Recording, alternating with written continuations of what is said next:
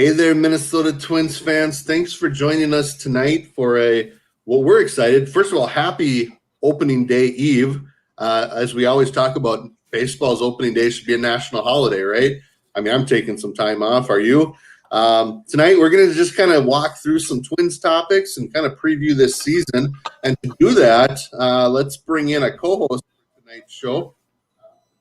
And bear with me as I have to figure out quick why I'm getting duplicate sound.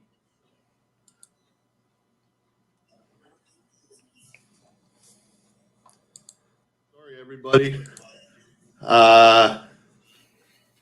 Shoot. I apologize. Bear with me. Nick, I'm going to bring you in quick. Save me because apparently I've got this on somewhere. So, is it picking up out of your computer since you don't have headphones in? How is that? There we Sounds go. good to me. It's not as noticeable to me as it is to you, apparently. So Okay. Good to see you, Seth. Good to see you. Good to see you too, Nick. Happy opening day eve. And if nothing else, this has given more people time to join us and enjoy the content, right?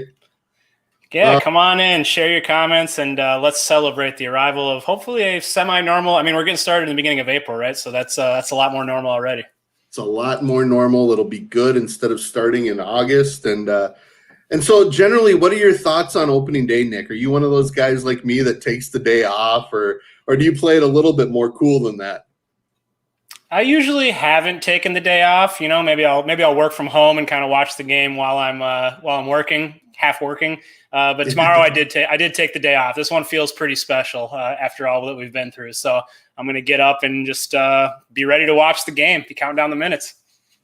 Absolutely. And again, we welcome anyone to ask questions, leave comments throughout the show, and we'll get it started by Colton, who just says, hey, happy opening day eve, guys. And also to you, Michael, you as well. So again, thanks everyone. Feel free to participate as we get going throughout the show. We're just going to kind of talk about and preview what we think should be a pretty exciting Twins season. And to do that, we're going to bring in a third guest here tonight. We'll even call him the star of the show if he wants. I mean, he might insist on that. But MLB.com beat writer for the Twins, Do Young Park. Do, how are you? I'm feeling lucky to be in Milwaukee, is what I'll say. I'm not doing much traveling at the start of this year, but it's opening day and it's drivable. And so my editors agreed to let me come, which is just fantastic. Absolutely. We kind of talked before. You're not staying at the infamous Pfister Hotel in downtown in Milwaukee, huh? Honestly, I ain't scared of no ghosts. I would do it. I'm a try everything kind of person. Like, you remember when the polar vortex hit a couple of years ago? Like my high school buddy and I, we were like, hey, minus 50 wind chill, we got to go take a walk, right? Like it's one of those things. I'm one of those people, you know? Wow. Which Twins beat writer would struggle the most with the haunted hotel, do you think? I need to know. I feel like it would be either Gleeman or Betsy. It's got to be Betsy. It's got to be. I mean, Betsy's the kind of person where she'll check into a hotel and then she'll find like one like hair in like the corner of the bathroom and then like talk like 20,000 like rewards points out of it. It's crazy. She would definitely like find a way to leverage a ghost into like free rooms for life. I don't know. I fully expect now Nick will be monitoring the comments. I fully expect Betsy to have watched this and come back with something here. You got to give Betsy a hard time if she's not tuning into all of these Twins daily live streams, right? I mean, absolutely, everyone should be. How could you miss it? Yeah, so tonight we're gonna kind of bring Do in here. He spent about a month down in Fort Myers. Nick and I didn't this year. Obviously, John Bonus spent about a month down there covering Twins Daily, or at least down there for Twins Daily. So we're just gonna start with some topics, and again, welcome your questions and comments. So feel free. I'm gonna pull up this slide, and we'll talk about these topics here as well. Just some latest Twins news. Obviously, Do and Nick, the big news last week was I want to almost say surprising and certainly tragic death of Twins bench coach Mike Bell. Do, I know you were part of the press conference when Rocco Baldelli announced that to the team or to the media shortly before, maybe a day or two before spring training started. There was a little bit of optimism at that point, but we're still talking about kidney cancer. So Were you surprised with the news, and how do you think that affects the players? I mean, it's just tough. I mean, they were only around Mike Bell for a year, right? But even only having gotten to know him through Zoom over a year, like, it was just so clear how just good of a person he was. And that's just, you hear that from everybody, just everybody talking around the league about him, and from all the players that have talked about him. And he was just a guy that was just so excited to get back into the dugout. You know, he spent so much time on the player development side as a farm director, and he was just talking about, you know, how he didn't know what his next step was, but he was so thrilled to get back in the dugout, so thrilled to maybe see if he could join his brother David Bell as a big league manager one day. And it was just one of those things, like you said, when they first announced the diagnosis, it sounded like they had optimism, and then as time went on, things took a turn. And I think Derek Falvey went on the radio that day where they announced the news and said, you know, they weren't expecting bad news that day, and it just kind of took everybody by surprise. And I think the timing was just really tough. And yeah, he's just such a good person. I mean, our Arizona guy Steve Gilbert was really close with Mike, and he's really distraught over it. And just a big loss for baseball. Such a legendary family and such a good guy. Yeah. You know, I only had the chance to kind of go one-on-one with him once at Twins Fest a year ago. And I mean, he couldn't have been nicer, and he made sure to shake my hand and ask names and repeat things. And I mean, I thought he was fantastic. And I put in my predictions a year ago that he would be a big league manager within the next couple of years. And I really believe that could have happened and would have happened. So tough loss for the Twins. Now, today they did announce that Kevin Morgan will take over as kind of a bench coach, but he was the Twins' minor league field coordinator just starting last year. He had been in the Mets system for a long time. Someone described him to me a year ago as kind of the Tommy Watkins of the Mets organization, a guy who had been a player, got a very brief cup of coffee in the big leagues, and then was a coach at a variety of areas for a while before now coming to the Twins and getting this opportunity. I'm sure he'd like to get this opportunity. I've been told that at this point they aren't backfilling his position. Others, like they've done, are just kind of taking over some roles. And the other note is that minor leaguers were reporting to Fort Myers and traveling there today. So I'm sure there'll be an intake process there as well. So yeah, minor league season and spring training is getting started. Nick, I'm going to go to you for the next topic to start out with, the Randy Dobnak extension. What were your first thoughts when you heard that, Nick? And I mean, to me, it just kind of came out of nowhere, but man, a good deal. And to me, it's a good deal for both sides. Yeah, I mean, my first thought was incredible deal for the Twins, especially. I mean, just to be able to lock up a pitcher who has a 3.12 ERA through 75 major league innings, has shown everything you'd want to see, really, in terms of his coachability and adaptability and ability to figure things out. A great story, of course, and it was almost hard to understand. Like, wow, how did the Twins? I mean, possibly having him for 8 years at $30 million if they activate all these team options, and that's less than Justin Verlander will get paid not to pitch this year, or less than David Price will get paid to pitch out of the Dodgers bullpen. So, when you stack it up like that, it's pretty incredible. When you look at the risk, I mean, the most the Twins would pay if everything totally went disastrously is $9 million, which is trivial over the course of 5 years. So a great deal. And I mean, just a great thing. I mean, you can see from Dobnak's perspective why it's appealing. I mean, this is a guy that was driving Ubers a couple years ago, pitching an indie ball. Like I said, an amazing story. And I think it's really cool they were able to work out this deal. And I'm very excited to have Dobnak on this team for many years to come. He's a very likable guy, and I think still has some upside that is yet to be tapped. Yeah, Doe, I'm going to follow up with you as far as, did you see it coming? Were there any rumblings of this happening behind the scenes? Is it equally surprising for you? And then you were in the press conferences where they talked about the deal, both Randy Dobnak and Daniel Adler and Derek Falvey. I mean, it's just a positive thing. Everyone seems happy at the end of the day. Well, these are the days, like at the end of camp, where all the extension type discussions really tend to come to fruition, or in the case of Francisco Lindor, tend not to come to fruition, right? I mean, it's one of those things where I think a lot of Twinsverse was caught up in, like, is Buxton going to get extended? Is Berrios going to get extended?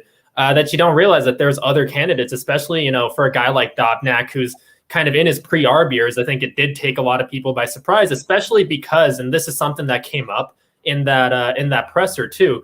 It's just kind of an unprecedented deal, right? There are no real comps for a Randy Dobnak, who's like undrafted D2 guy, came up and just like flexible usage, abbreviated season, things like that. It's just hard to come up with a deal. But Daniel Adler and Matt Gaeta, who's Dobnak's agent, really kind of got creative with the process and came up with this deal, like you said, Seth. That's really it doesn't really feel like there's a downside to it at all for the Twins. There's really no risk for the Twins. And one thing I was curious about, and this is what I asked Derek about in the press conference, is I was like, why now? Like, why did you decide that, like, Randy Dobnak, age 26, like only a handful of big league innings, why'd you decide? And I think part of it was kind of what you saw earlier this spring with the slider work, where Dobnak's one of those guys where he's just, he not like just happy to be here, so to speak, but like, he knows that like this was never expected of him. Like he never expected to get here. And so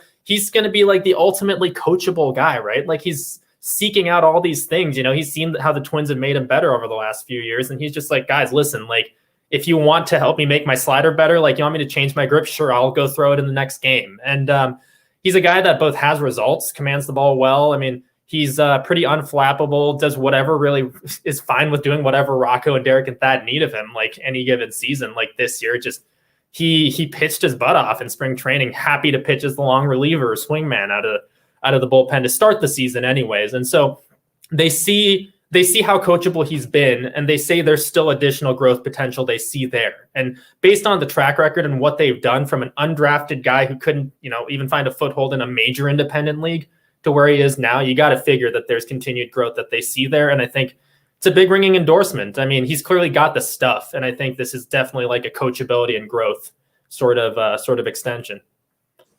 So, Doe, I think the follow-up has to be, as you kind of alluded to, at this point, Byron Buxton and Jose Berrios are not signing extensions this offseason. And as Lance McCullers did sign a contract extension with 1 year left before free agency. But it seems like the closer you get to free agency, the less likely you are of getting a deal done. Was there any conversation about those two, or is that kind of dead at this point? Well, there were discussions and there were offers out and that sort of thing, right? But it takes two to tango. And the thing is, like you're saying, as free agency nears, those guys are both free agents following next season. Guys definitely see like it's not like a finish line, but like what free agency is really the goal for a lot of guys when they first get into the league, right? Like the big paycheck. And if you get an extension done now, the Twins are going to need to, take on risk and make a compelling pitch to them and say, hey, here's why we think you should forego testing the other 29 teams on the market and just get this deal done with us right now.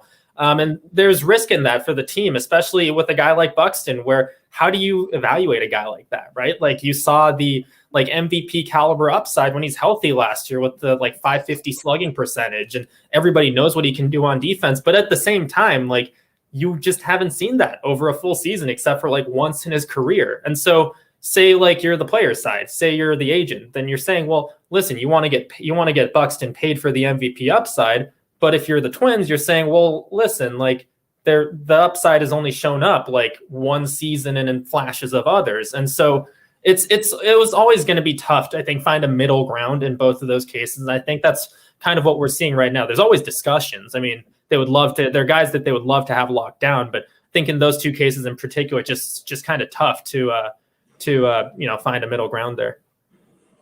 Yeah, Nick, any other thoughts on Berrios and Buxton and possibly extending them, or we can also jump to the next topic? I think Doe covered that one pretty well, but how important was it for you, do you think, for that to happen this offseason?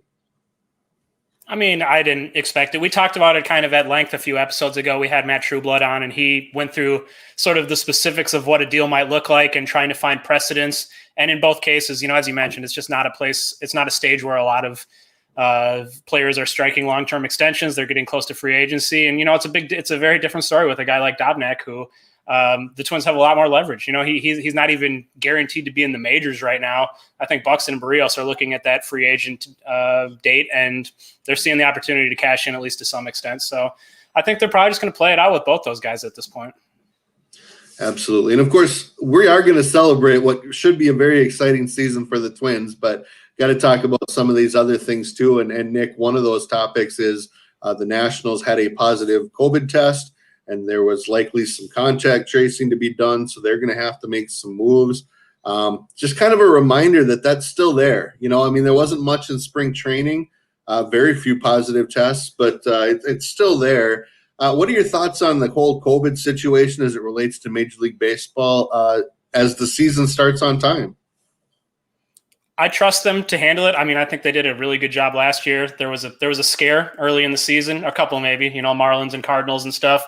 And that seemed to really kind of scare a lot of people straight. So hopefully the Nationals thing here right in front of opening day, the fact that it sounds like they might have 5 guys who were close contacts, hopefully that will be kind of a scare. The Twins, for their part, I think have done their part to send a message. We saw what happened with some of their minor league coaches who had some COVID violation issues or whatever. I don't know if we still know the true specifics behind that, but and yeah, 3 guys let go, 3 guys who were major coaches in their organizations. So I trust Major League Baseball in general to handle the situation, and I really trust the Twins. I just think they have a culture that really seems to have people in the right mindset about it. Absolutely. Doe, would you add anything as far as you know, how the Twins are approaching the COVID protocols? Are there any differences this year? And I know that Major League Baseball said that they won't lighten up on restrictions until I think it was 80 or 85% of players are vaccinated. And as that's starting to happen more and more in I think most states, it seems realistic at some point during the season.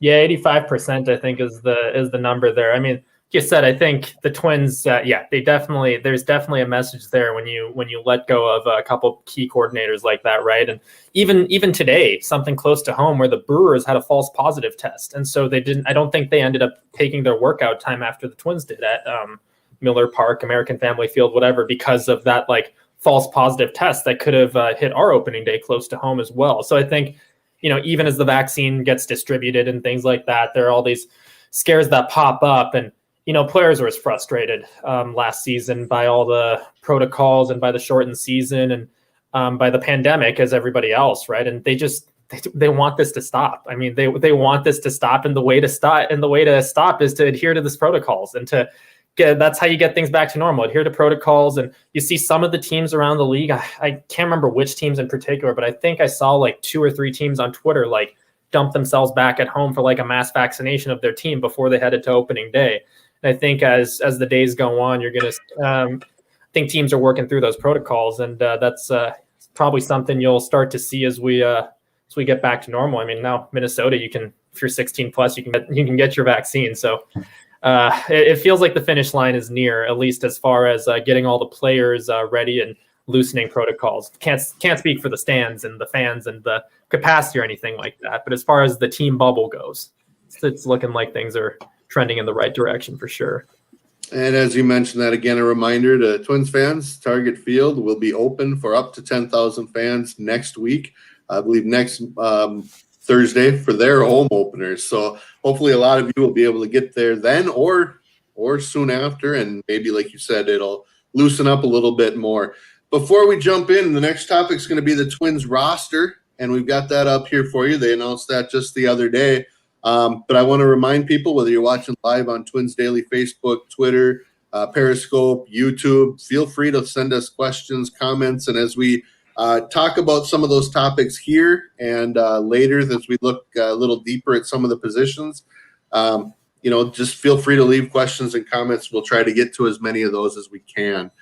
But again, the Twins announced their official travel roster here, or their official opening day roster, including taxi squad. And I think there was probably only one surprise. Nick, what was the biggest surprise in your opinion of the Twins roster? I think we could probably all agree. Well, I mean, Garlick was the big surprise. Garlick over Rooker, of course. I mean, it wasn't that surprising to me. I've been making this case. I argued with John a couple episodes on here because he was so convinced that, it's going to be Rooker. And I just Garlick, the fact that he has the major league experience, the fact that he has better numbers against lefties, so he fits better in that sort of conventional platoon with a guy like Jake Cave. And the fact that, I'm sure I don't know if there were really service time considerations with Rooker, but I just think with all things being equal, they might as well preserve their ability to control him and the defense. That's sort of the unspoken thing.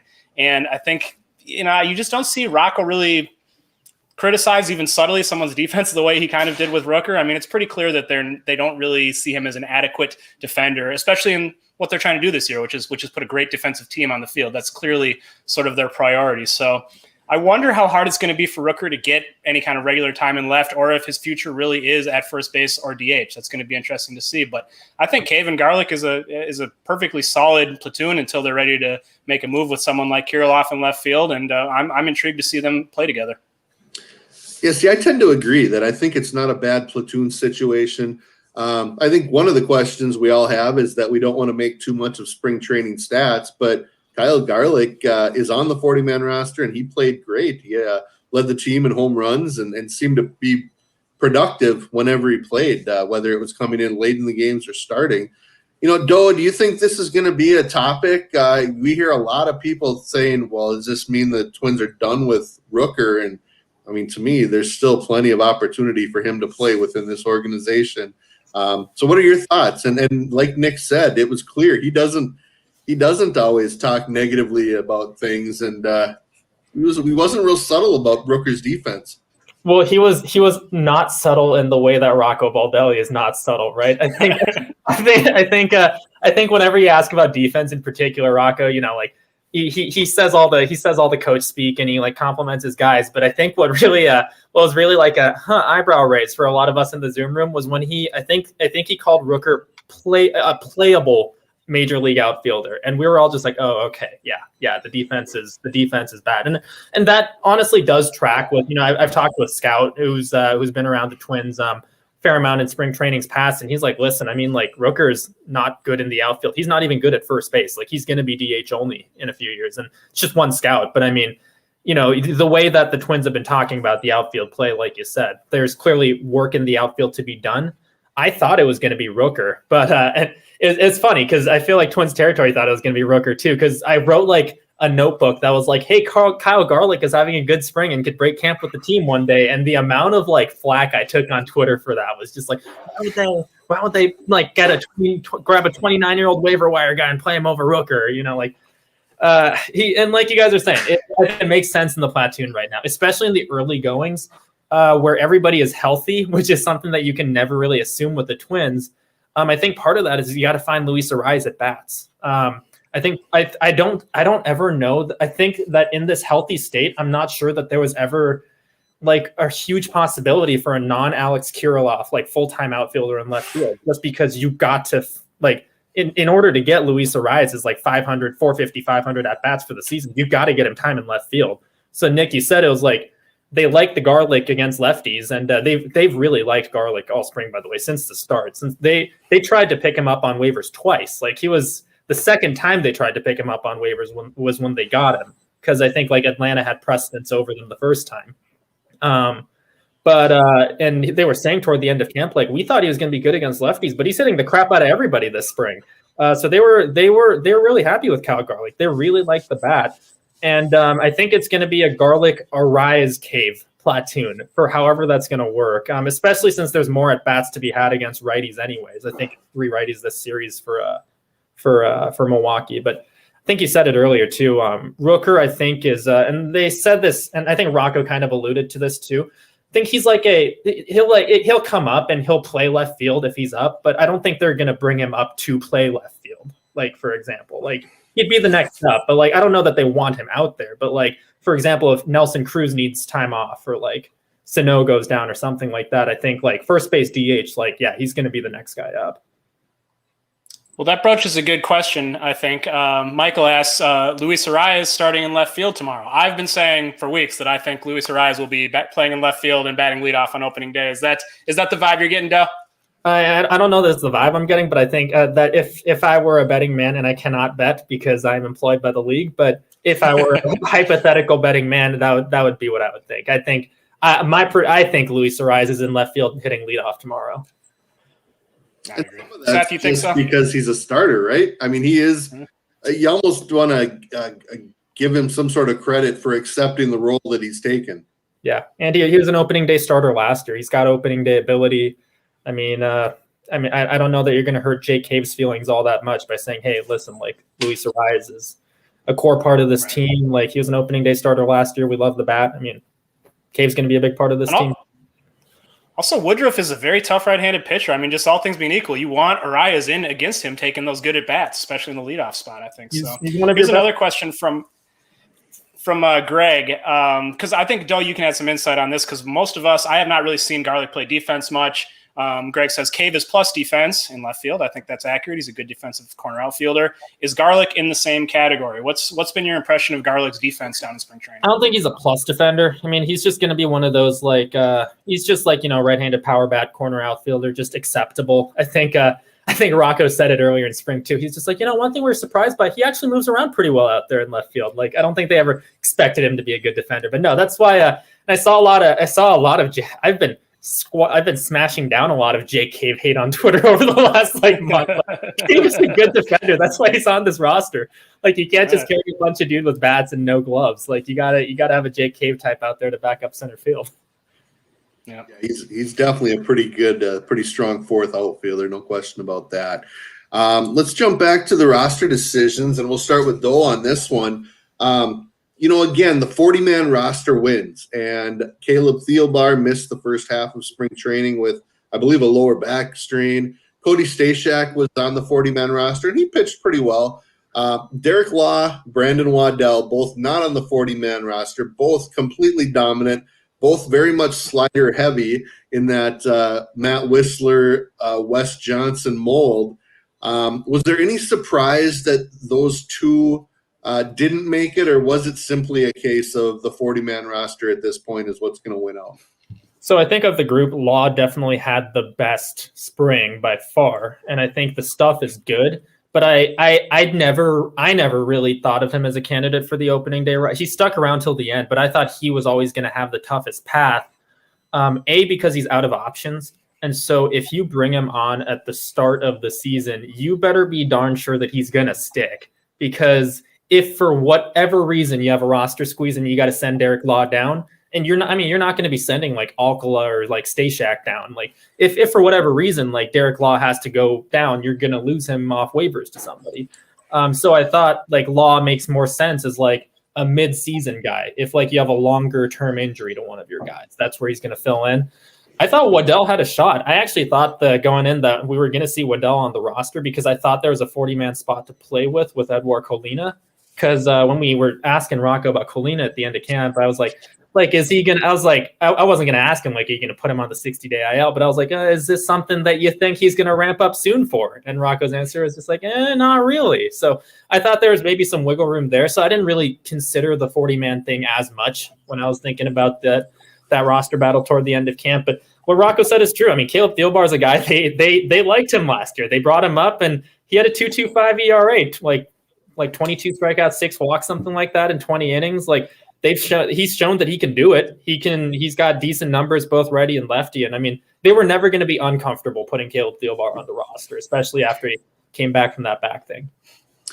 Hey, Nick, I'm curious your thought on some of the depth that the Twins do have pitching-wise. We mentioned Law, we mentioned Waddell. I would say that Derek Law was clearly, I think he might have been the first minor league free agent they signed this offseason. So clearly they wanted him. Waddell was a guy they claimed off of waivers right away in November. So, I mean, these are guys they specifically targeted. But, I mean, you look at Farrell, you look at, some of the guys that they've got, they're set up pretty well, I think, depth-wise. I mean, I guess, is that kind of your thought? And do you expect to see some of them frequently?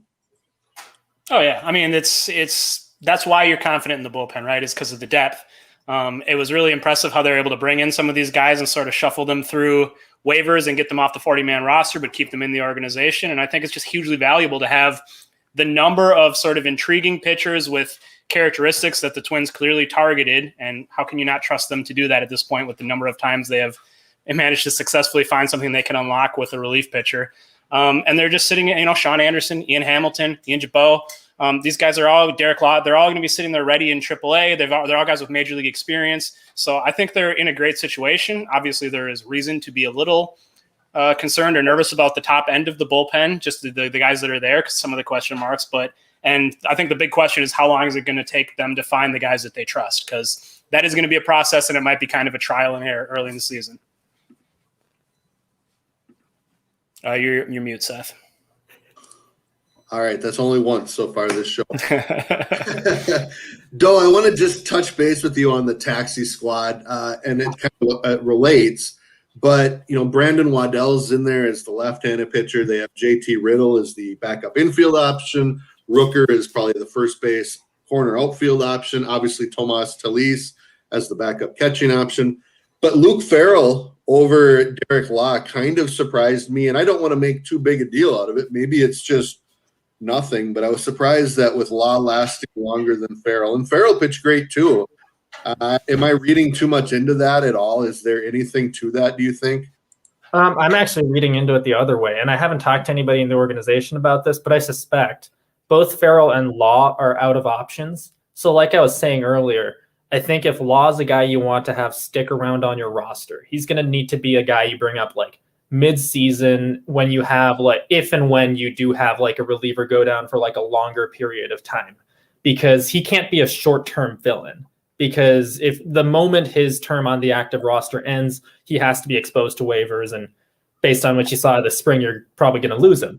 I think this probably means that Luke Farrell is a little further down the organizational depth chart in their minds than Derek Law is, because if you're taking Luke Farrell here with you, also out of options, then you're saying, okay, if you need to plug in Luke Farrell because of an emergency and it's a shorter term thing, then you're maybe a little more okay with losing him. Again, I haven't talked to anybody, but that's my read on it anyways. And that's why it makes more sense for me that Law isn't on the taxi squad. Because like I said, I always see him as kind of he fills in mid-season if the right situation opens up. He's not going to be an emergency guy. Yeah. All right, we've just passed the half-hour mark, so, we'll kind of let Doe go whenever he feels he needs to, but this has been a lot of fun. Nick, hey, we've done these. I got a question for Doe. I got a specific question for Doe. First of all, I want to hear an in-depth review of Kenta Maeda's batting practice today, because I know Doe was tweeting about, I think he hit, 3 or 4 home runs, and on top of that, I think it was you, Darvish, told a reporter today that he still – I don't know if he was tongue-in-cheek or being genuine, but he still is I fully expect Major League to have universal DH in place by opening day, which is now 12 hours away. Is that seriously a possibility at this point or no? I mean, we saw things happen at the 11th hour even last year, right? But we talked to Taylor Rogers earlier today, and he's the player rep, and he said that, and he didn't really seem to indicate that was going to come through. He was just I thought it might happen, but it doesn't look like it's going to happen. So he'd probably be the one that would know. But if it did happen, Kenta would be devastated. Kenta's been looking forward to this day for such a long time. He's hitting BP down in Fort Myers. He's walking around with his bat. He's being steadfast. All right, so he steps out, and the only reason I went to the ballpark today was to see if Kenta was going to take batting practice, and I was yes. When he came out with the bat, Jose Berrios came out with the bat. Mike Pineda, Game 3 starter, did not come out with the bat. I was bummed because I was looking forward to seeing him make a bat look like a toothpick, but he. Berrios steps in, and Berrios is fine. He hasn't hit. He was a shortstop when he was 16, but he hasn't hit since then. He's hitting line drives to right field, a couple choppers down the third base line. And then Kenta steps in, and he's got the batting gloves, cool bat. I think he's got one of those cool painted bats. I think it's lime green, toward the handle or something. I don't know if he'll use it in game or not. But he steps in, he's making some solid contact. And then the first one, I see him hit out over, and I'm filming, and I'm that's going. It looks a little high. And then you see the little pitchers playing catch in the outfield look up, and it barely sneaks over the wall. And I'm he just did the thing. And then the next one is going the same way, except it lands in the actual home run ports 15 rows up. And I'm oh my God. And I'm Betsy, look at this. And she starts filming too. And I thought he hit 3. She thought he hit 4. We couldn't agree. So we sent a text down to the clubhouse. What came back was Kenta's actually not sure either, but in that case, we're going to go with 4. He's looking forward to it. He had fun with it. I was bummed it was only one session. That's awesome. I'm definitely in favor of universal DH, but it sounds like I might have a little fun watching Kenta Maeda take some swings. He's really. He homered in his big league debut. He's been waiting for this day. He really. I know he loves being on the Twins because he loves starting, but he really misses the hitting part of the NL. That's for sure. Hey, Nick, what I was going to say was, it was a lot of fun doing the off-season lives and the spring training lives and talking rumors and all that. But it's so much better talking about games that are about to start tomorrow and baseball decisions and roster decisions and things like that. So want to welcome everyone who's tuning in right now. We've got a bunch of people, actually, so feel free to leave questions and comments if you're watching. My next question is going to be for Nick, and it's one that we talked about all offseason. My thought is, I don't think going into spring training that Willians Astudillo was going to be on the 25-man or 26-man roster. And number one, he went out and mashed. Number two, he played everywhere. He even caught a little bit. What do you see his role as on this team, and how surprising was it, do you think, that he made this roster? Wasn't surprising to me. I mean, I wrote like several weeks ago in my Willians Astudillo article, and I said I think he's a logical fit on this roster because they can play him very infrequently and not really worry about it, unlike some prospects who might kind of have their development stagnate if they're just sitting on the bench. And is he a good defender anywhere? Not really. But, as Rocco Baldelli would put it, he is playable at several places on the field. You can play him at catcher. You can play him at first. I truly think he's probably their best defensive backup third baseman. I don't know how good Arias is going to be at third base. Really, he doesn't have much of an arm. You can play him in the outfield occasionally if you need to. I think he's an interesting functional kind of bench complement to Arias. You got sort of these contact hitting righty and lefty combo who can come off and pinch hit or fill in at any time. And I mean, he hit the crud out of the ball in spring training as well as in winter ball. So I'm not giving up on the fact that Willians Astudillo could be a fairly high quality major league hitter. I'm gonna enjoy the opportunity to watch him every time he's in the lineup this year. Well, I'll enjoy that for sure. Doe, I want to kind of follow up with you on that one. And what do you see the role for Astudillo being? Do you think it's emergency catcher, play all over? And kind of along with that, and it's one of those questions, again, Rocco's not going to answer, and Mitch Garver and Ryan Jeffers are going to say the right things. How do you see the catcher situation playing out? They potentially have, two really good offensive catchers, two offensive catchers. And, Jeffers clearly is a good defensive catcher, and I think Garver has improved. I mean, how do you see that playing time situation kind of playing out? So first, to answer your question to Nick, too, zero surprise that he's on the opening day roster. I thought it was a foregone conclusion for quite some time. Real ones now. I thought that JT Riddle was Astudillo's only serious competition for a roster spot in camp. Yeah. That's where I was at based on the roster needs. I'm to answer your actual question to me now. I'm gonna go. I think Aaron Gleeman put this in a good way on when we were on Zoom the other day. He asked Rocco, like, is it better to call Astudillo a utility player that can catch now as opposed to a catcher that can be a utility player? And I think he's on. And I think that's the right way to look at it. I think that's the right way to look at it. Where on this roster right now, he's the backup first baseman, first of all. Like, there's nobody that can play first base named Miguel Sano right now. So he's the fit there. When you have catchers like Mitch Garver and Ryan Jeffers on your roster, you're going to want to play them as often as possible. I figure it's going to be like 48-48-4. Something like that as far as like a split goes, because you want to have that kind of production behind the plate as much as you can, and you're not going to want to take away unnecessary playing time from either of those guys. There's a need at third base. I think there might even be a need in the corner outfield, but I think it's just one of those things where like Rocco is going to have like strict rest patterns, I think, for like Simmons and Donaldson and Arias and that sort of thing. And Astudillo is just literally a plug and play option where it's just like, okay, they're not ever planning to get him in anywhere, I don't think, unless you really need like a third catcher to step in at some point, just like for a spot start here or there. But it's more of like, okay, like Donaldson needs to stay off, like X needs to happen, Y needs to go there. Okay, there's an opening at first base today. Astudillo's got to play there. Cool. Or like, okay, opening at third base today. Astudillo's got to play there. Cool. Just like somebody needs to play there. And the fact that he can do that is important. The fact that he can play so many positions is important, especially NL Park with Nelly Cruz taking up a bench spot where he can't play defense. Yeah, I love the way that I think was it Rocco that put it the other day that it's like Willians Astudillo is a movie star and everyone else is sort of just the co-star in the movie. Yeah, that was a very perfect way to put it. And he's like, I think he said like we are all living in a movie in which we're all supporting actors and Astudillo is the lead. Yep. That sounds just true. I do want to ask you this question, though, while we have you on here, because I asked John about this a couple weeks ago, and he didn't really seem to have any clue. Andrew asked, why didn't we see Duran pitch in spring training? I expected to see Yohan Duran, who's one of the team's top prospects and a guy who is seemingly very close to Major League ready, get a couple opportunities. Did we ever see him pitch in a grapefruit game? We saw Balazovic a couple times. We saw some other prospects. Do you have any sense of why he didn't get a chance?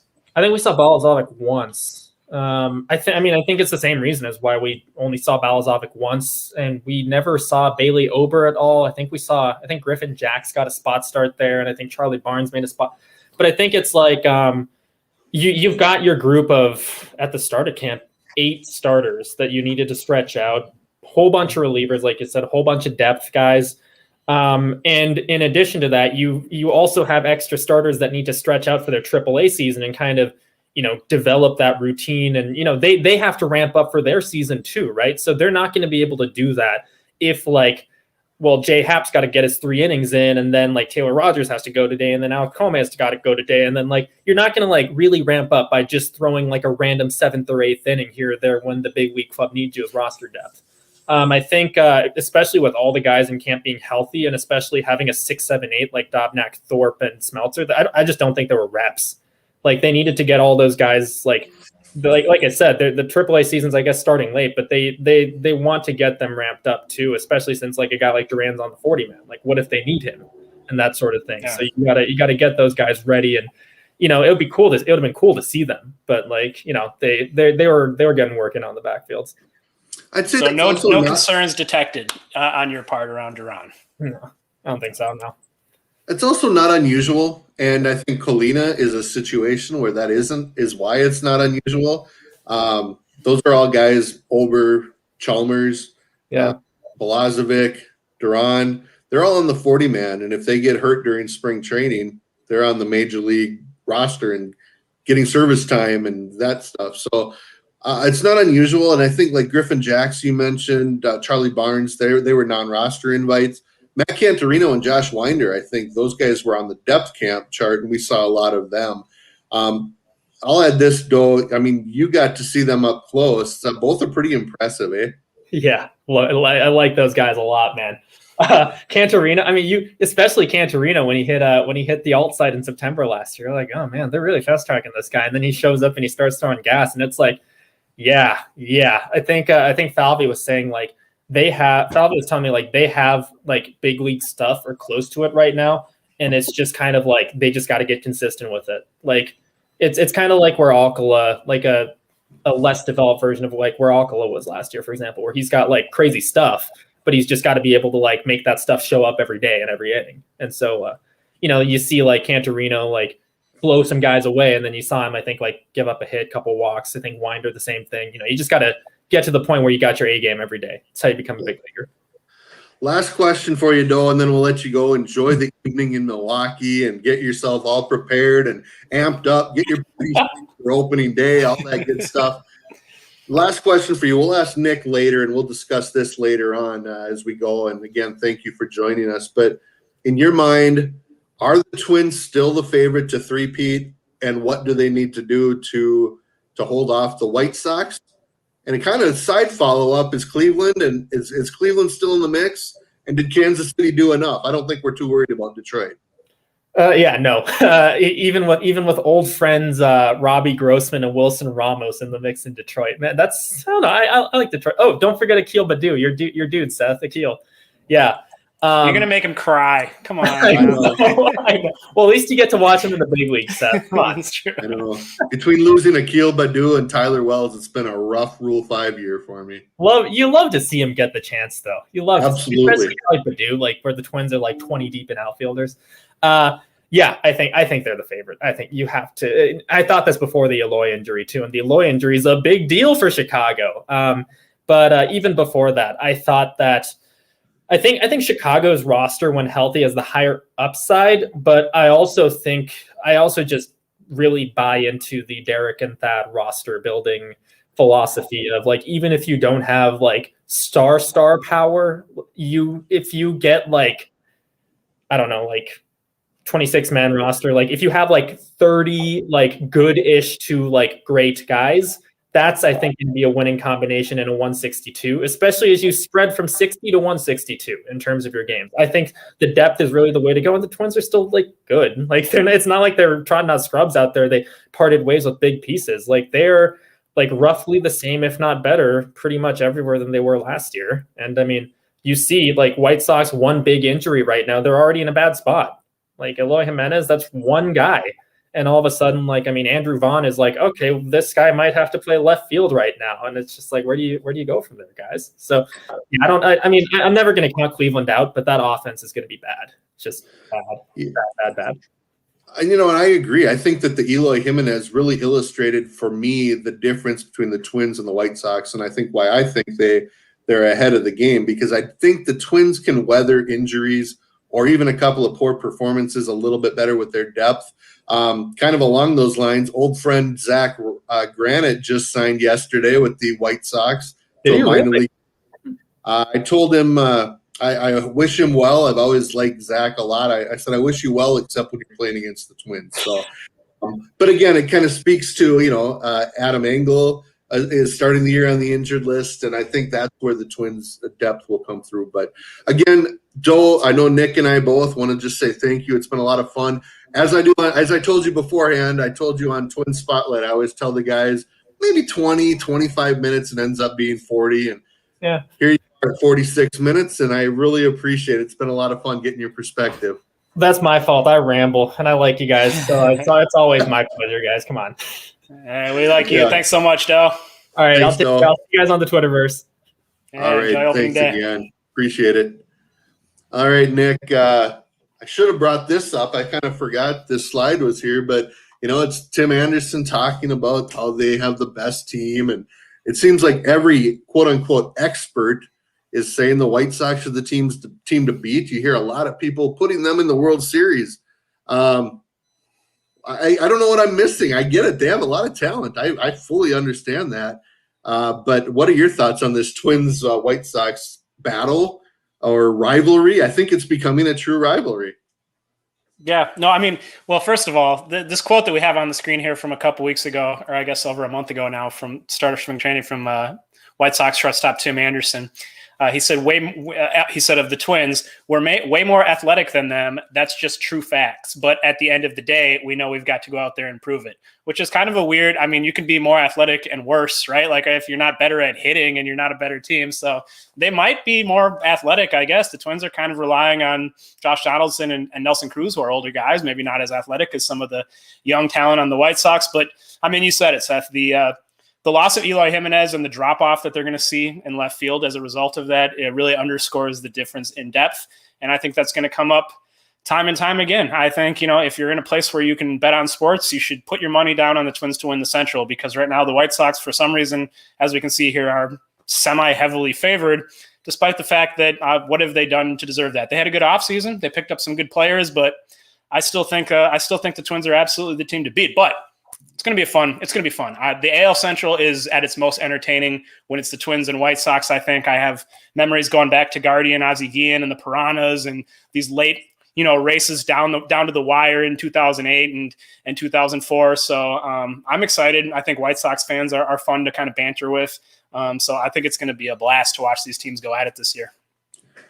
Yeah, and I think, Cleveland still got Bieber. They still have that pitching pipeline that includes Savali and Plesac, and McKenzie debuted last year. They still have Jose Ramirez, who I think you could argue could have won the MVP last year. Eddie Rosario, for all his faults, is a nice piece for them. But they have a lot of questions. And I do think Kansas City is a team to watch. I think their lineup is really good. And they've added some veteran pitchers as we start to see some of their talented young pitchers come up over the next year or two. So it should be a fun rivalry here. All right, Nick, again, we want to welcome questions and comments if you have them on Twins Daily YouTube, Facebook, Twitter, wherever you're at. We're going to kind of go position by position, just kind of preview where the Twins are at, if we're concerned, and some of the depth moves and things like that. So join us for this conversation. And again, we'll start with the catchers. Projected starter, as you wrote a series.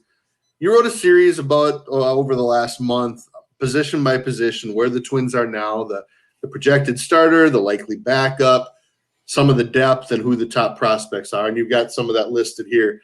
I mean, again, we talk about Mitch Garver being the starter with Ryan Jeffers as the backup, but I mean, I've been touting all offseason that I'd like to see them literally play every other day, at least for the first 2/3 of the season. I'm excited about that tandem. Do you feel pretty good about that group, or are you concerned about where Garver was last year and maybe Jeffers' lack of experience at this point? No, I mean, before we dive into this, I want to say I see some comments in the side comment section. A lot of them are sort of related directly to some of these positions, so we'll pull those into the conversation in timely fashion. I do see that John asked, Nick, what's the deal with monster chiller horror theater lighting? Really scary kids.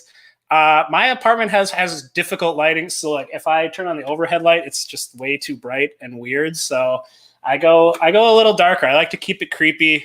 I let Seth have the bright lights and really bring out the pastiness. I like to not bring out my pastiness quite as much.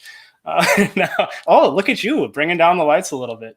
No, I think the catcher position though is, how many teams could really have a better situation at catcher? The Twins are very well set up for sort of this new era, this new paradigm for catching, I think, of workload management, if you want to call it that. Obviously, that's the way Rocco likes to run things. And the Twins have 2 starting caliber catchers. I have a lot of faith in Mitch Garver to bounce back, but even if he's not close to where he was, even if he's back maybe to what he was in 2018, which was a perfectly solid catcher, I think the Twins are going to be in good shape. And I don't think many teams have a third option as good as Estudillo, who is not much of a defender, but he's palatable, and he's a good bat. He's a good bat behind the plate. I mean, if Williams Astudillo is your number 3 catcher, you're sitting pretty good. After that, I think there are question marks, but hopefully we don't have to worry about that. But yeah, I mean, for me, do I expect Garver to win the Silver Slugger with a 930 OPS again, hit 31 home runs in 90 games? No, but I think if he can be a 850-ish, 800 to 850-ish, and just take much better at bats. And for me, Jeffers is exciting because he is good on both sides of the ball. And I mean, I think we're really just starting to see the early stages of what he can be. Yeah, I mean, I think we can move on from there. I think Ben Rortvedt, you mentioned as the prospect. My guess he'd start in AA, maybe move up to AAA. He's the kind of guy, though, that if they did need an emergency catcher for a handful of games, he would probably come up since he is on the 40-man roster. And he's about defensively ready. I mean, is that kind of your sense? He's obviously always been more advanced defensively. I mean, do you think they'd be comfortable putting him out there behind the plate in the major leagues like right now? Yeah, and I think he got enough playing this spring with the first-string pitchers, with the bullpen guys, and he got to know them a little the last couple of years as well, I think. So I think they're comfortable with him defensively, and I do think with how strong he is, I'm not saying he's ever going to hit for average, but he's got some pop in his bat, and hopefully we get to see that at some point as well. I see Benny K99 makes a bold prediction. Garver is back in a big way, and Jeffers' weak arm is exposed. I can definitely see the first part of that. Does Jeffers have a weak arm in your mind? I mean, I saw him throw some peas off of his knees last year all the way down to second base, so I'm not sure if that's an accurate rep on him. Yeah, I don't think so. I mean, I think Mitch Garver's got a stronger arm. I think Mitch Garver's got a very, very strong arm. I think Jeffers has a good release and a strong arm. I'm not saying it's, Ivan Rodriguez or anything back there, but he's got a good arm and he's pretty accurate too. Also, who runs anymore? Nobody's stealing bases anymore unless that changes with the new baseball. So I don't think that's certainly not Rocco. About that. Yeah. All right, let's jump to first base. We'll kind of just keep this conversation going. Obviously, Miguel Sano is expected to play most games at first base. As we talked about earlier, it looks like Astudillo right now is kind of the backup should they have a need there right now. Brent Rooker could be an option down the line. Garver could play over there. I'm guessing Jeffers might be able to. And then the prospects, Alex Kirilloff, who I think a lot were surprised, and there's been plenty of conversation about him being optioned, but I think he'll be up fairly quick and can play first base. And Aaron Sabato, you talked about him before spring training started as kind of being one to watch in spring training. To me, it was clear with how much he played that they really wanted to get a look at him, and I think they got a good look at him. So, I mean, I'm not saying he's ready now. I don't think they think he's ready right now. I don't think anyone thinks he's ready right now, but give him a half a season of games, and his bat's going to come to life, and he may not be that far off. But overall, first base is... your thoughts on what you expect from Sano this year? A lot of people very worried about strikeouts. That's not new. A lot of people very excited about how many home runs he can hit in a full season. Also not new. Yeah, I mean, first base is a fascinating position for the Twins, I think, because as Doe alluded, they don't really. Usually you have everyone on your bench basically can play first base or has experience there. We saw guys like Lamont Wade kind of break in there a little bit. He's gone. All the guys, Marwin played a lot of first base for them. He's gone. A-Ray Adrianza played some first base. They've kind of gotten rid of all their backup first basemen. I don't really ever see Luis Arraez playing first base in the major leagues outside of an emergency. I don't know that we'll see Jake Cave, maybe a little Mitch Garver. They might be a little more comfortable starting him there occasionally since they have 3 catchers. But yeah, Astudillo is probably the number one backup there, which answers the question from who did we have? Someone asked a question about who the top backup behind Sano is at first base.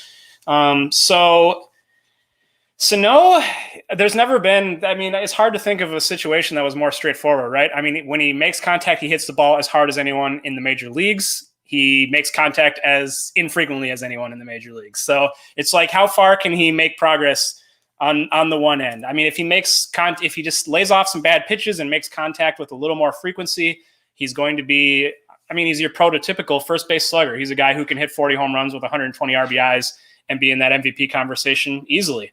But if he is not able to sort of turn the corner after a really, really rough ending to last season and sort of a relapse of these major contact slumping issues, then there's guys nipping on his heels. You mentioned Brent Rooker is looking for a place to play. I mean, he would love to get an opportunity at first base. That's probably, outside of DH, his best fit.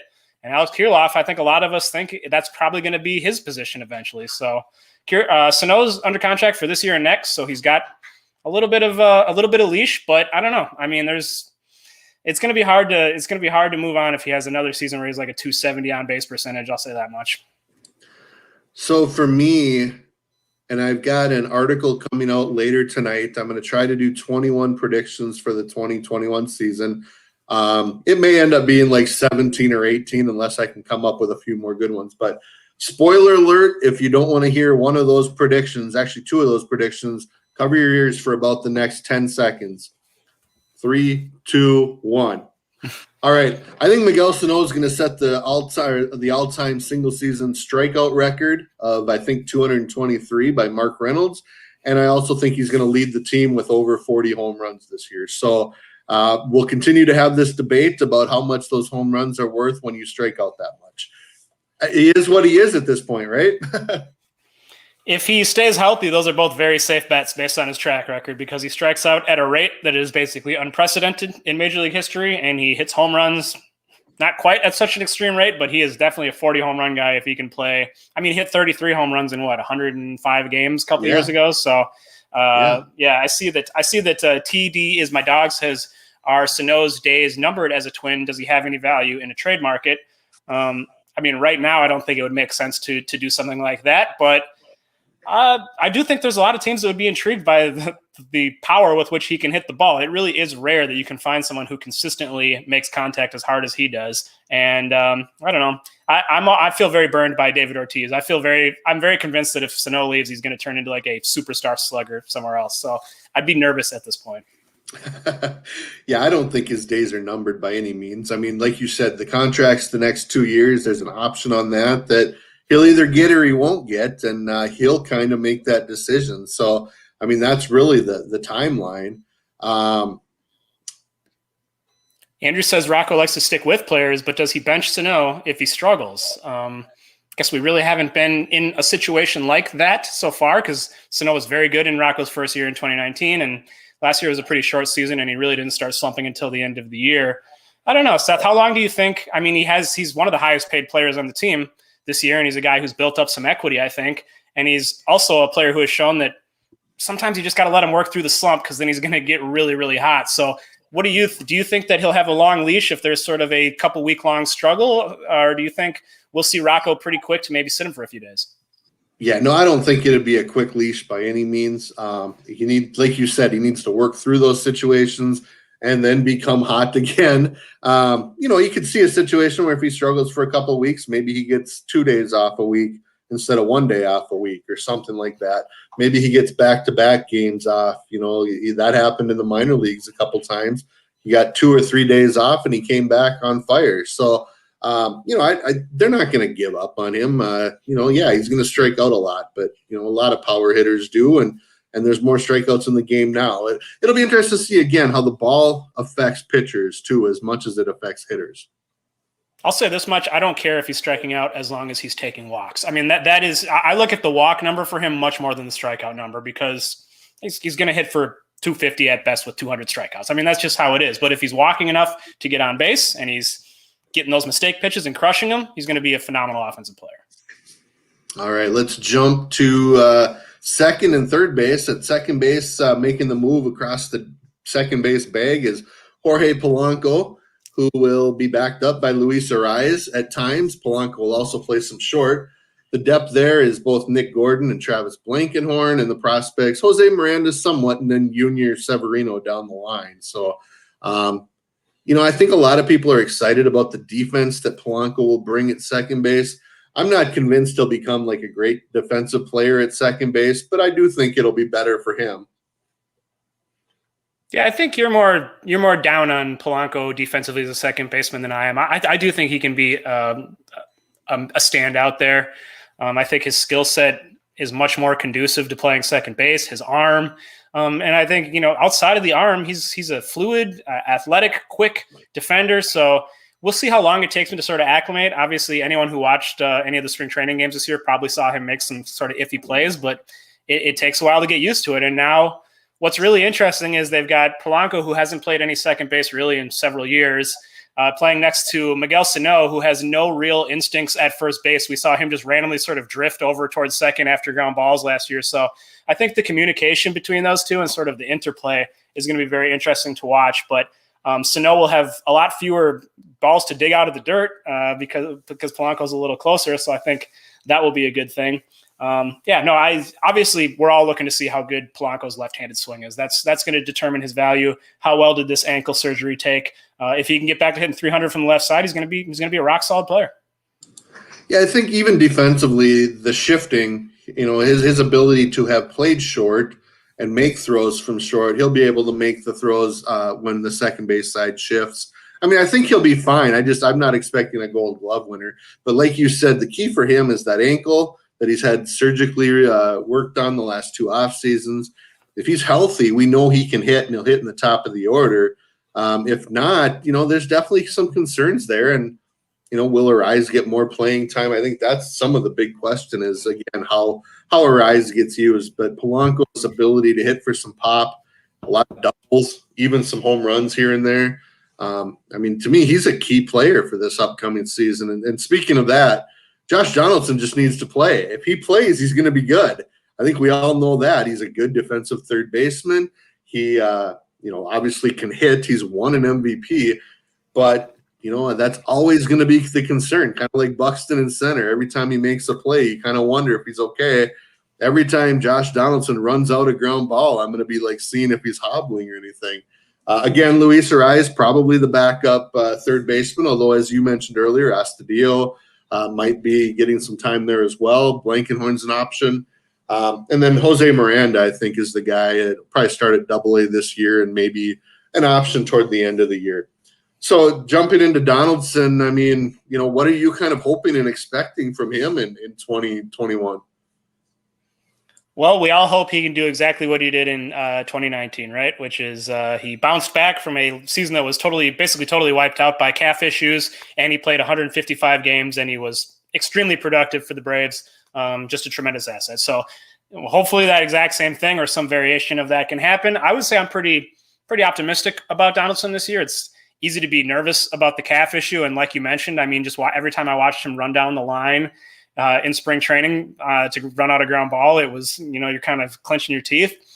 But he's had the offseason. He knows exactly what he needs to do. Obviously, he wants to put this behind him. I think he has a great staff and medical staff working with him.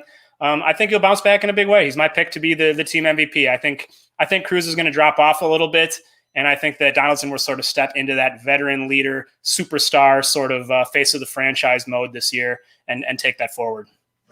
Yeah, I mean, I think that's the optimistic look, but I also think it's realistic. Again, he's older, so I wouldn't be surprised if there's a short DL stint here or maybe even twice. Not necessarily even a bad thing to do, just if they have the opportunity. But I just think his ability to take walks and know what's a strike and then crush strikes is so important. He'll bat second. He'll be ahead of Cruz. He'll have RBI opportunities if we're assuming Arise is up at the top. I think he is, and I said it for Polanco, but it's the same thing. This slide, second base and third base, these guys are so important, and having them healthy and productive, I think, is such a key for the Twins this year. Yeah, no question. All right, let's. I see that Ryan asked, "Hey Nick, just able to jump in? Did I miss the outfielders?" You did not, Ryan, because we're just about to get to them here. Absolutely, but we'll start with the shortstop. And I talked in a show we did this offseason after they signed Andrelton Simmons about how I'm excited to just watch a guy that is touted as probably the greatest defensive shortstop of this generation, probably of the last 20 years. And just to see how that impacts the pitching staff, how that impacts the infield, what that looks like. Because, we've seen some decent shortstops, but we've never seen a great shortstop. And just how that looks from day to day is something I am very intrigued by. Jorge Polanco, the likely backup. He played a bit there about once or twice a week during spring training. Luis Ariz can play there. Nick Gordon can play there. Obviously, Royce Lewis is the top prospect. As you all know, he's out for the year with that ACL tear. And then Wander Javier.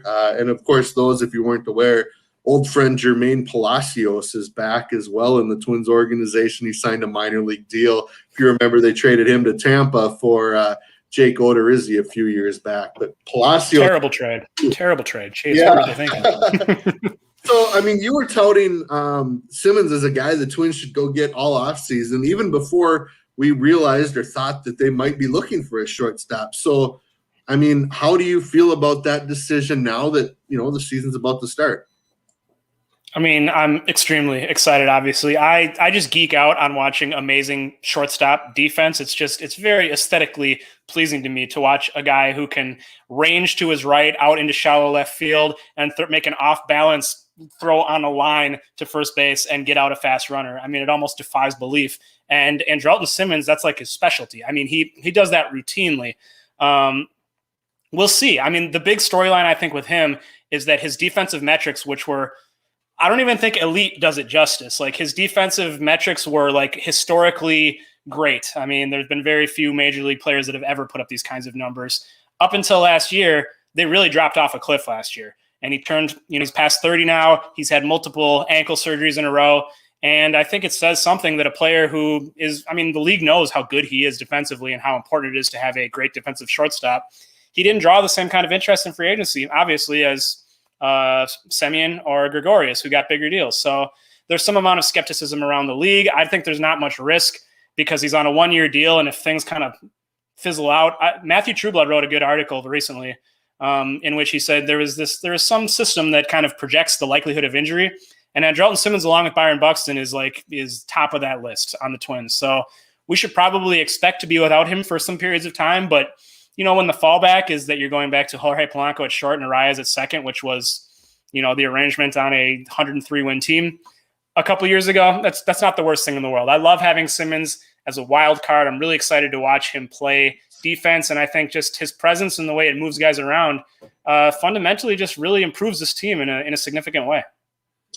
Yeah, and if that situation does come around, I think the guy that would get called up at that point to be the utility guy would be JT Riddle, who also is a top defensive shortstop, and we can feel good about having him around. Greg Allen mentions or asks if Zhuwei Lin is still around, and the answer to that is yes. He was sent to minor league camp, but the former Red Sox shortstop and infielder is still in the organization. I don't think he's got an opt-out. I know Riddle's got an opt-out mid-season. Keon Broxton has an opt-out mid-season. But I don't know that Zhu Lin does. So, I mean, that's another option. He had a fantastic spring training. Seth, let me ask you this, because you've obviously followed the Twins and the minor league teams especially for a long time. Can you remember a time where they came into a season with as much high-quality major league experience depth at AAA? I feel like usually you've got a lot of like minor league journeymen filling these roles. They got Keon Broxton, was a 2020 guy a few years ago. Riddle, Lynn, Romine. I mean, these are solid players with major league credentials, and they're all sort of waiting to be called up in the event that they're needed. Yeah, I'd had Derek Lott of that situation, Sparkman, Luke Farrell, but also they claimed guys like Ian Hamilton, Ian Jabot, Brandon Waddell, and even Kyle Garlick kind of fits into that category.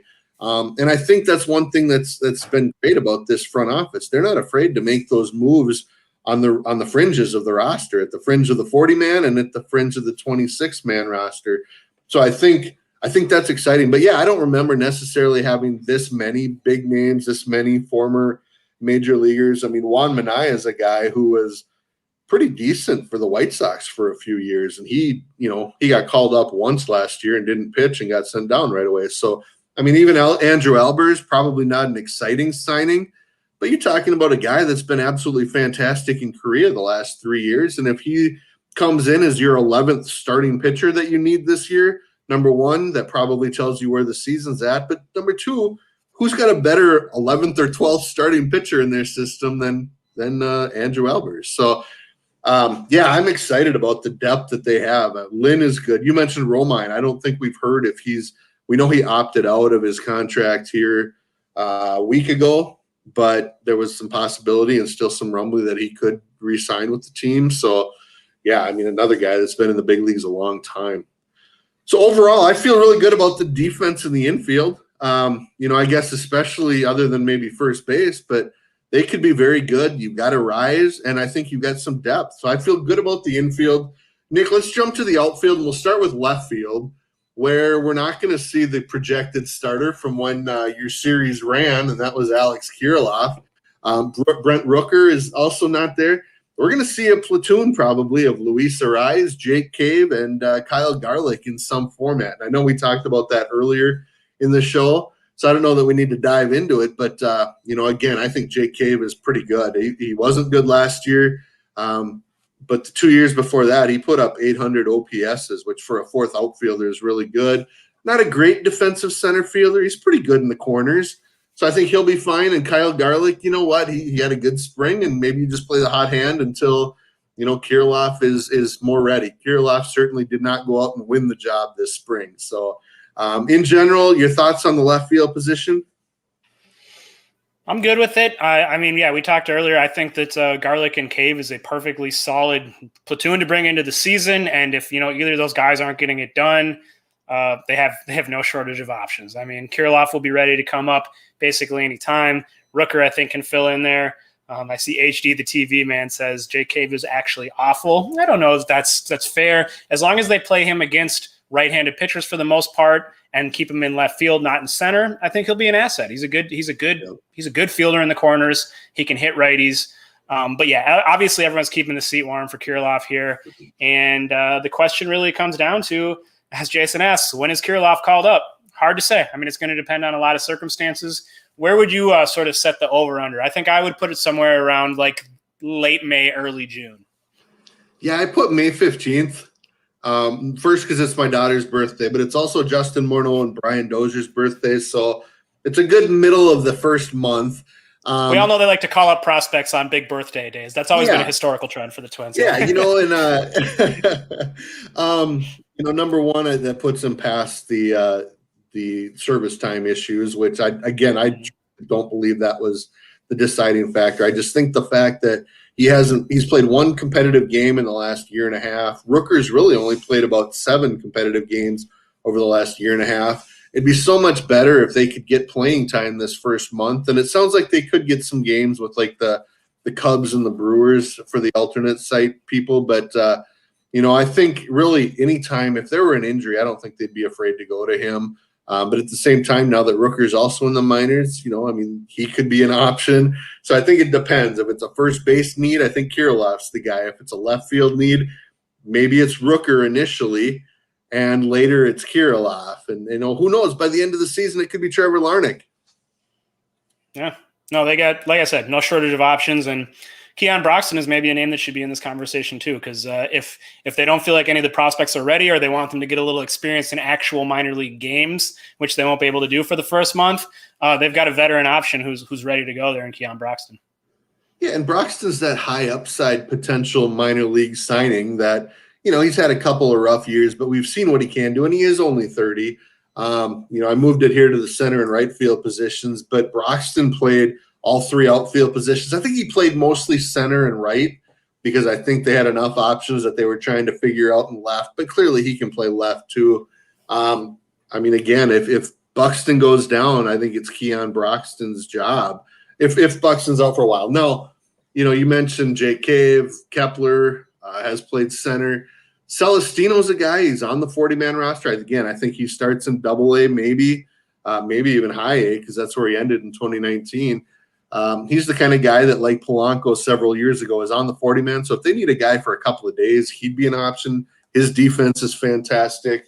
But to me, and I predicted Byron Buxton as the team's MVP because I think one of these years he's going to be able to get back up there to a 140 games played, 145 games played somehow.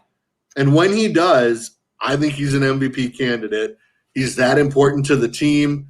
What he can do on the base pass, in the outfield, with his arm, with his legs, and the power he shows. He very easily could lead the team in home runs as well. So, what a talent. And it'd just be nice. Like wanting to see Andrelton Simmons and how he affects the infield. I want to see Buxton play every day. I want to see him play 150 games and just see what happens. Yeah, you said it all. There's no more exciting player on this team to watch when he's healthy. In every it's must-watch TV when the ball's hit to him, when he comes to the plate, when he's on the base paths.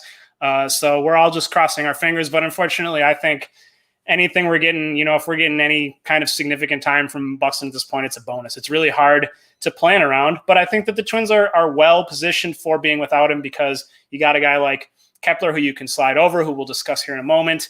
And a guy like Broxton, who I think would be a fine center field fill-in for a while. And tons of outfield depth in the corners if you want to put one of those guys in. So we're all knocking on wood and hoping so much that Buxton can find a way to stay healthy this year because it's going to be he's MVP candidate. He's going to be a prime attraction. It'd be amazing.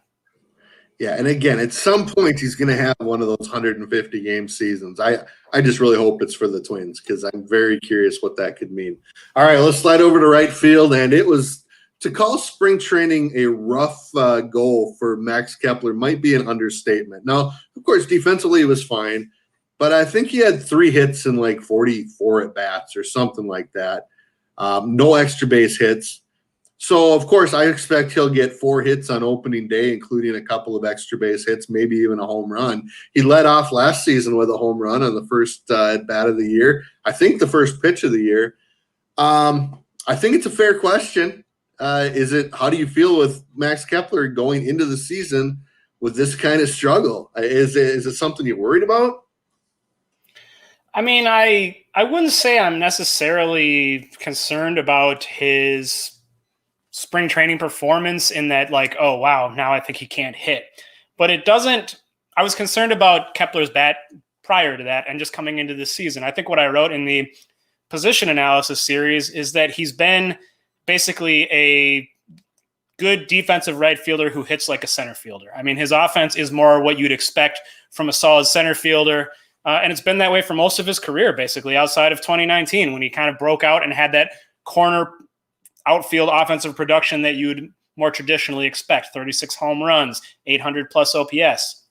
So this is a make or break year. Like, I just think with all the prospects that are coming up, you got Rooker, you got Kirilov, you got Larnach, you got other guys coming up. How much longer are the Twins going to, and trust me, I think Kepler is a solid, perfectly fine offensive player in what's mostly been his norm and he's a great defensive asset in right field. But it just seems to me like he'd be a lot, especially with his contract, he'd be a lot more valuable to another team as a center fielder. He's capable of playing there. He can give you good offense there. And so I'll be curious to see what happens, I guess, if his bat does not catch on and sort of rebound this year, because after those 2 home runs in his first 2 at-bats last year, he just wasn't very good. He did not hit for power. And as we know, I think Trueblood wrote about this, his batting average on balls in play is just absurdly low. It's the lowest in the league over the last 3 years. He makes contact, he takes good at-bats, but he just hits the ball right at people. It seems defenses just know how to play him and be in the right spot. Yeah, it's a similar comparison with Sano. Sano had a rough year last year. Kepler had a rough year, and both of them showed some power, so it's not like they were terrible. But if you go back to their last full seasons, Miguel Sano had like a 920 OPS in 105 games in 2019. Max Kepler had the 36 home run season in about 150 games that season.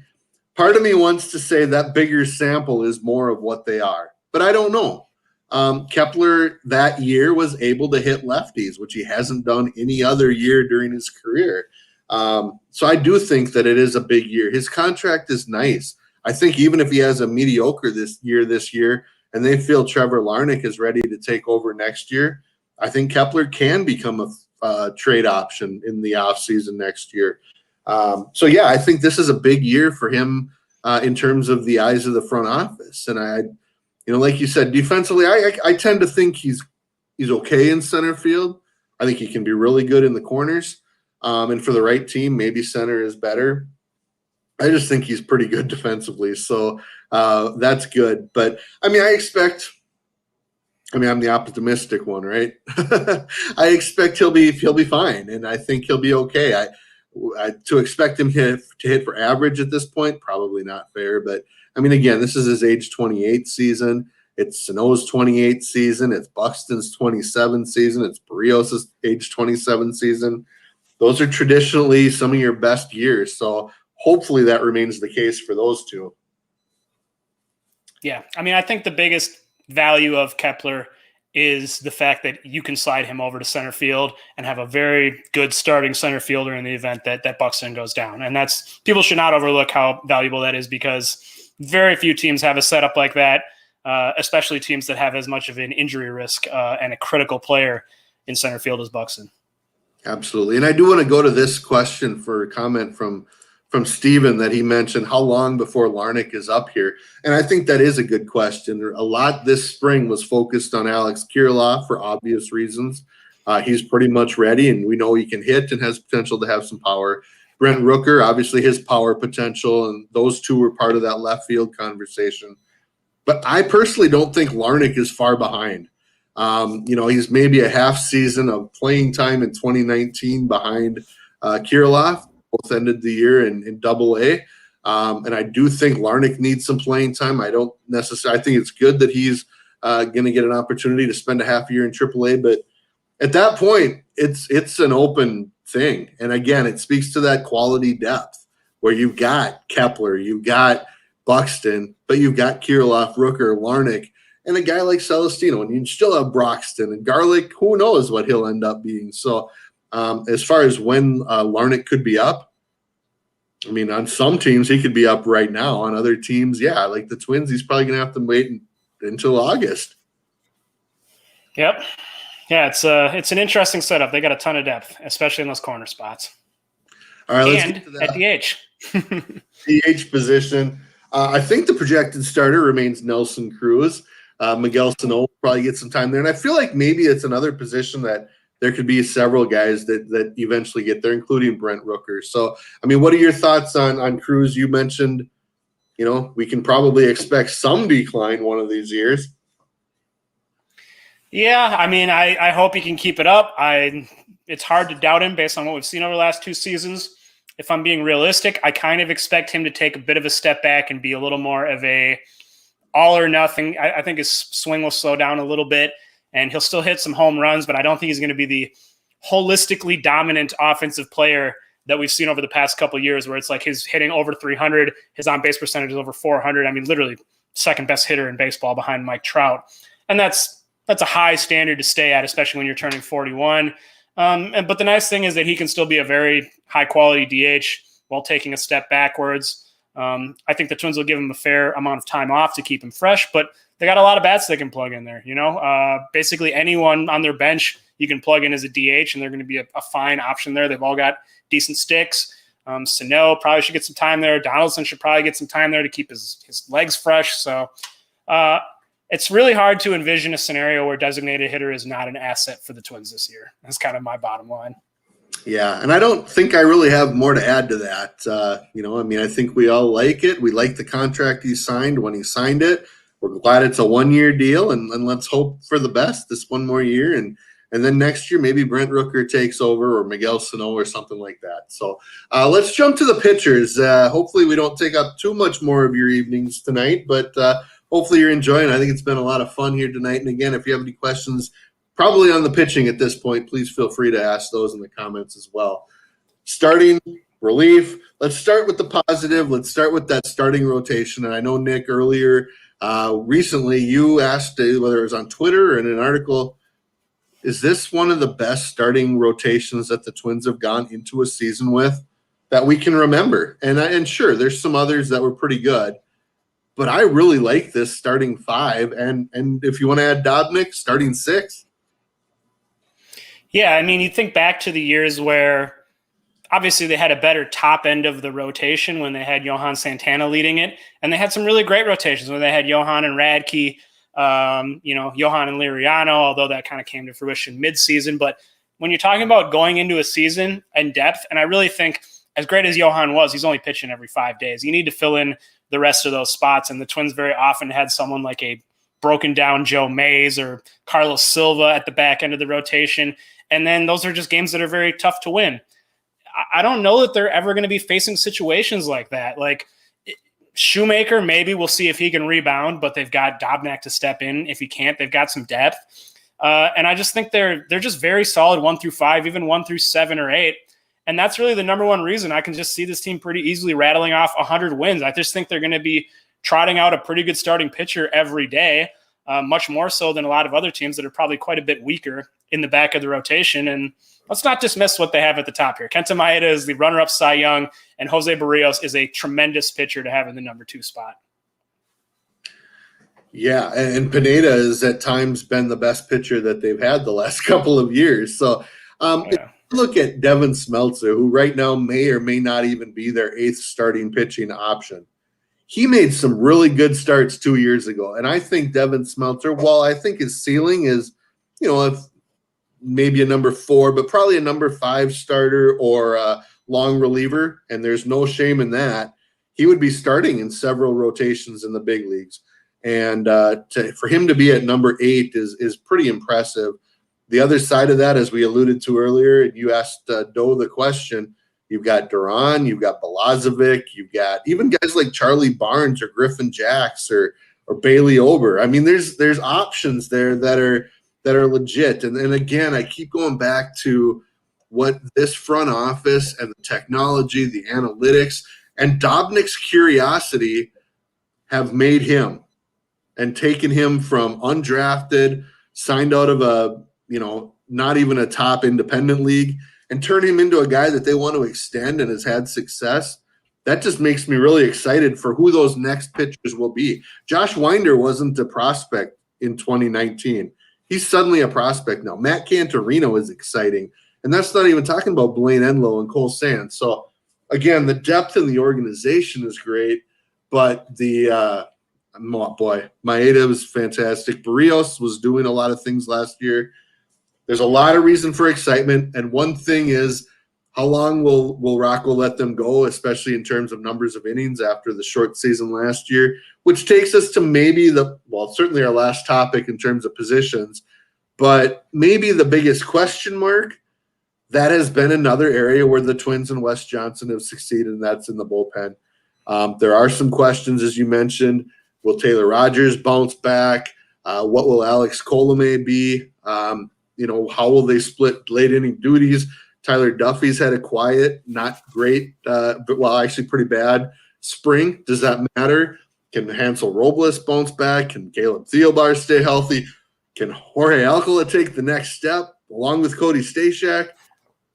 I mean, Nick, there's arms, there's a ton of depth, but there are question marks. Yeah, I mean, it seems like what the Twins front office is basically saying here is trust us. Because there are a lot of, I mean, you look at Rogers, you look at Hansel Robles, both looking to bounce back from down years, especially Robles. Caleb Thielbar and Cody Stashak, hey, they look great last year. They just don't have track records, really. Lewis Thorpe, sure, he's looked good. He just hasn't really gotten it done in the majors yet. Duffy, as you mentioned, has had a tough spring. And then just sort of this, as you see in the depth area there, Sean Anderson, Hamilton, Waddell, Gibbo, yeah, they're intriguing, but they're not proven arms. And then you start getting into the prospects where, again, intriguing, but not proven arms. So personally, I find it hard not to trust this front office. They've just shown a lot. They've shown the ability to pick the right guys, pinpoint the things that they want to help them improve and turn them into quality relievers. But we're going to need to see it play out. And as I mentioned earlier, I think we should probably be ready for some trial and error and maybe some frustration as they try to figure out who they can really trust in the early part of the season. Yeah, and we talked a little about this earlier too, but Derek Law and Brandon Waddell both had very strong spring trainings. Law has had some good years in the big leagues. Brandon Waddell has never really pitched out of the bullpen, but and I think Tom Froming from Twins Daily did a good job of illustrating this. And Doe has too on Twitter. They're using their sliders like 60% or higher of the time, which was the equation for Matt Whistler. And if you got Derek Law and Brandon Waddell as your right-handed and left-handed kind of backup options, you're sitting okay, hopefully. Obviously there's concern about Edouard Colina, and that was very clear from Doe as well, which is, unfortunate. But again, I think there's enough depth that, and I'm going to bring up this question or comment from John Curry. It says, if Robles looks rough for the first couple of months of the season, do you think they would be hesitant to let him go, sunk costs and all? And my question and my comment is no. They signed him for $2 million, and if they don't feel they've got options, so I don't think they would hesitate to do that. They've done it before, so obviously if you want to see another example of that, look no further than another former Angels reliever who they signed to, I think, a pretty similar amount. What was the guy Blake Parker? They cut him midseason. They got some good innings out of him early on. When it became clear things weren't working, they moved on. And that's what I really like about this front office is that they don't stick with guys super long, way beyond their usefulness. They're very good at moving guys in and out, using the back end of the bullpen as sort of a rotating door to bring guys in and out. And of course, that's kind of the story to me too. It's going to be so easy to do with St. Paul being so close and so many decent pitchers with options in that bullpen mix. I think we're going to see guys just constantly shuffling in and out. I agree with that completely. We saw that a lot when they were in Rochester. So the fact that they're 10 miles away, I expect to see potentially even more of that. It'll be interesting to see how they maneuver the 40-man roster with some of that. But again, like you pointed out, they're not afraid to make moves. I would say that they are not afraid to make moves on the fringes. And if they make a mistake, they're not afraid to acknowledge that and move on quickly. So, Robles is an example of that. Thielbar is kind of an example of that. I know he's one of us and had a nice comeback year. It was a tremendous story last year, but he's going to have to produce at this point, especially if Waddell's down in AAA putting up crazy strikeout numbers from the left side. And it'll definitely be an interesting year out of that bullpen. But again, it's not something I'm real worried about. So, Nick, let's bring it back to that one discussion that I asked Doe about as we kind of let him go. I mean, I think we both agree we see the Twins as the favorites, but the White Sox are close. What do you think is the number one key for the Twins to stay on top of the AL Central this year? Staying healthy and the bullpen. I mean, you kind of alluded to this, but I think the bullpen is just going to be asked to carry a huge load. They're going to be trying to take it easy on starters. I think, in close situations, they're going to opt to take starters out. So there's going to be a lot expected of that bullpen, a lot of demand on them. And if they can step up and rise to the call, I mean, the Twins have been third in the major leagues in wins above replacement in the bullpen the last 2 years. I mean, this front office has done a phenomenal job. And I really think that's sort of a revolutionary thing, the ability to find these relievers, not pay anything for them, not put any resources into the bullpen, because you see a lot of teams, you see the Phillies throwing money at the bullpen, expending so much of their payroll on it, and they can't find guys. Spending money on free agent relievers is tough. It's a tough thing to do. So I look at the Twins. It seems like they're really following in the Rays model. They don't invest necessarily a ton in the bullpen. They don't have a lot of big name guys per se, but these guys get it done. They know how to bring these guys along. They know how to use them. So I think if the Twins have a strong bullpen that's in the top 3 in wins above replacement again, as it has been the last couple of years, they're going to win this division. Yeah, and again, the key is health.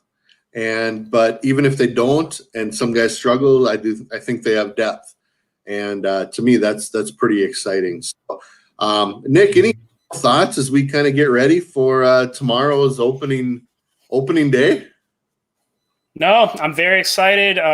Super appreciate. We did a lot of these off-season live episodes. I've done a lot with John and with you, Seth. It's been a ton of fun to hang out with people and be able to converse. We didn't get to do our Winter Meltdown event this year, so that was sad. But it's nice to be able to do this stuff, see your face, chat, and have all the people come in and join the conversation. So thank you to everyone who has kind of hung out with us this off season, and I'm just really excited for baseball to be back. As you said, it's been a lot of theoretical stuff and projecting and all that, and now finally we can go out and play the games and watch some real meaningful baseball. Yeah, that's right. The games are not played on paper; they are played at least for about 40 or to 60% of us. With that, I definitely want to say thanks to Nick for kind of putting these all together. The Twins Daily community, we've had a lot of our writers on these different shows, and we want to thank those of you that have listened. If you want to see more of this type of content even throughout the season, let us know. Go to twinsdaily.com and put some comments in our show articles and things like that you like it or what you'd like to see or not see. And there will be more Twins spotlights throughout the season. I'm kind of contemplating a few other potential shows, and maybe Nick and I will throw some things together here and there. But it is a lot of fun. It's a lot of fun talking, and it's great interacting with you. And thank you for all the questions. Nick, I think I'll leave it to you to call it, but I do want to again also thank Do Young Park. Encourage you to follow him on Twitter and check out his articles on twinsbaseball.com. And it was a lot of fun. So again, thank you. Yes, thank you. Make sure to check into twinsdaily.com tomorrow morning. I'm sure we're going to have tons of content on the site for opening day. And lots of conversation. I think people are going to be excited. I think the forums are going to be rocking. 1:00 tomorrow, season gets underway. Luke says post-game pints. We might have to do a few. So we'll see. Stay tuned. There'll be plenty more stuff to come, and we'd love to keep doing this stuff with you guys. And this podcast will be available wherever you download podcasts shortly after we're done here. So again, tell everybody about this stuff. Tell them about Twins Daily, and thanks again. Thanks, everybody. Have a good night. Let's go Twins.